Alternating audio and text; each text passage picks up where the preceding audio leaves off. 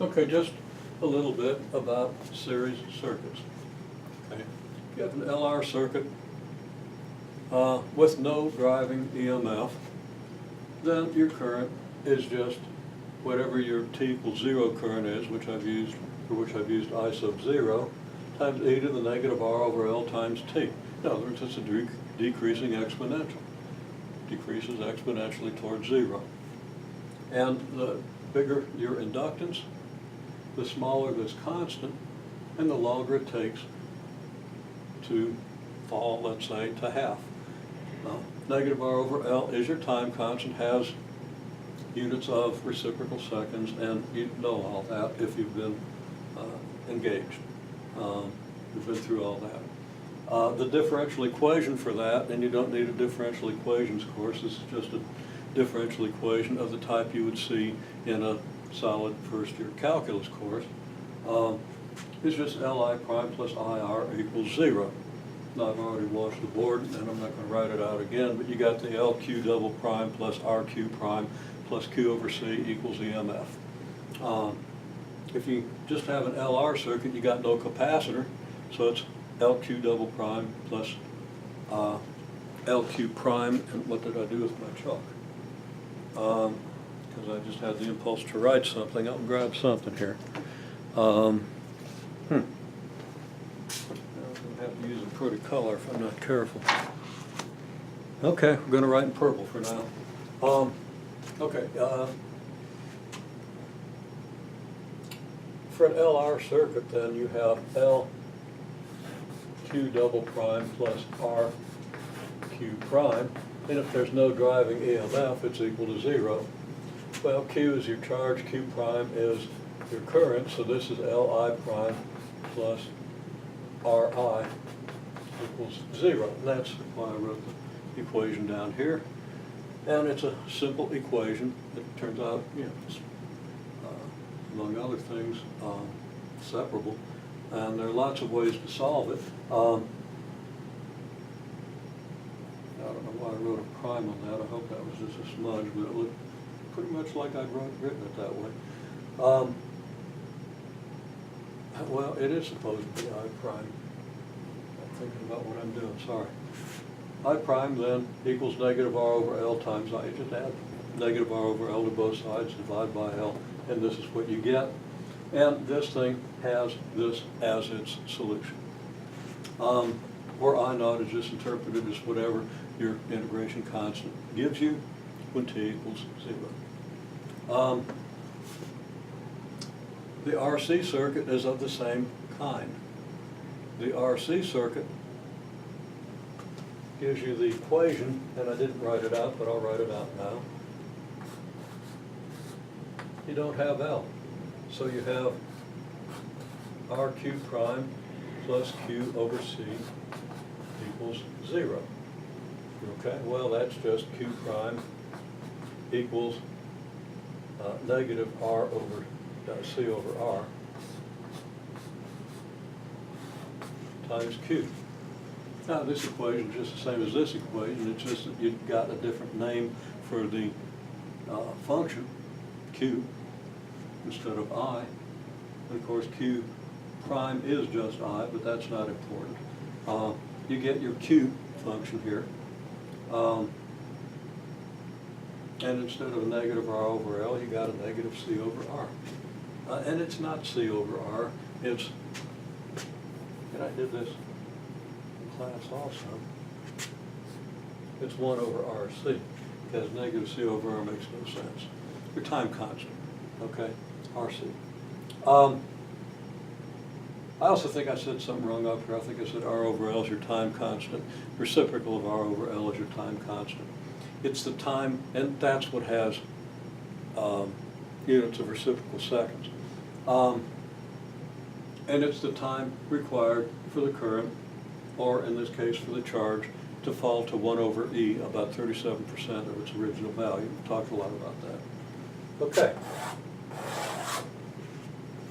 So that's why I write this, and I can interpret that as Q naught times E to the negative 1 over RC. And you can see where I smudged out the C that I wanted to put in the numerator when I wasn't thinking.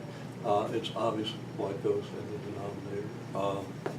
Now, I guess I was putting an R in the numerator, whatever. Okay, now the whole point is now for an LR circuit or an RC circuit, you have this exponential decrease of either current or charge.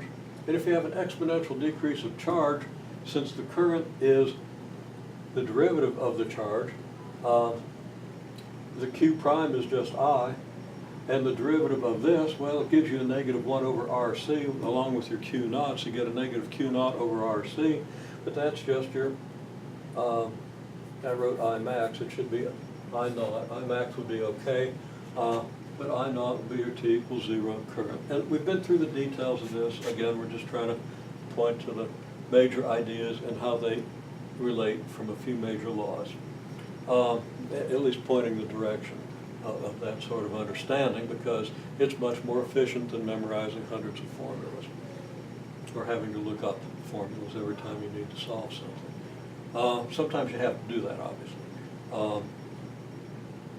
especially in engineering, because as I've said, a lot of formulas don't follow from basic principles, follow from empirical observations of messy systems.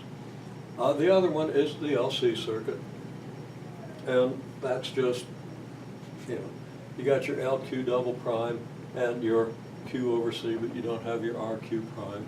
So you end up with Q double prime equals Q over C, negative Q over C. Well, L times Q double prime is negative Q over C, which leads to this. You just write it down, and it's very obvious. And this gives you an oscillating solution. Now, if you haven't had differential equations, or if you start a differential equation and didn't finish it, which some people do, you might not have gotten to the point of understanding this, although this is an equation that we solved very early first semester in terms of a pendulum. And then we solved it again for the pendulum late in the semester. And in that case, the equation was mx double prime equals negative kx. Remember how we solved that. You get x double prime equals negative k over m x. You can just use the fact that the only function that has second derivatives that are negative multiples of itself are sine and cosine functions. So you get a linear combination of sine and cosine functions of square root of k over m times t. So all that. Or you could use the exponential solution, which is actually simpler in the Euler formula. And you've seen all this.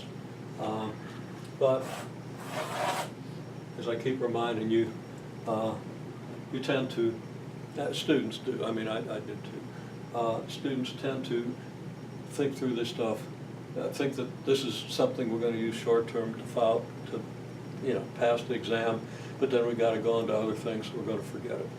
You need to approach things so you understand them deeply. Having seen this in September, it should have stuck with you all year. But for some people it does, which is, otherwise I wouldn't mention it. Actually I would, because then I could get to the end of the course and say, I said this very near the beginning of the course, and said it again near the end of first semester. And we've seen it since, and it ought to be sticking by now. So I want you to reflect on how your learning process would have been more effective if you'd understood this more deeply and paid more attention to it at the time. Obviously, you have to make decisions. You only have so much time, so much attention, and you can't always do that. Just advocating that as an efficient strategy for learning things. Learn things well, learn them deeply, because they're going to come back. Okay. Now, when you get into an LRC, this is how you do an LR, an LC, or an RC circuit. In the LC circuit, you get this oscillating circuit. In an LRC circuit, well, you want to analyze that using phasor diagrams. And, if you understand the differential equations, it's much easier to understand how this works. And it's fairly easy to understand these differential equations, just these specific differential equations. and maybe worth the trouble rather than having to see all this stuff as something that happens magically. Again, people have had the differential equations, or want to think in terms of the differential equations. We'll have a tighter package for these ideas. Nevertheless, the phasor diagram works. You got your formulas for XL and XC and all that stuff, and you can use them. Okay, if you don't do it from first principles, it's still very good to be able to do phasor diagrams and understand what they're telling you. So, if you're missing one of the components of the circuit, you have one of these situations. If you have all three, you either go to phasor diagrams or use the differential equations. Okay, a little more.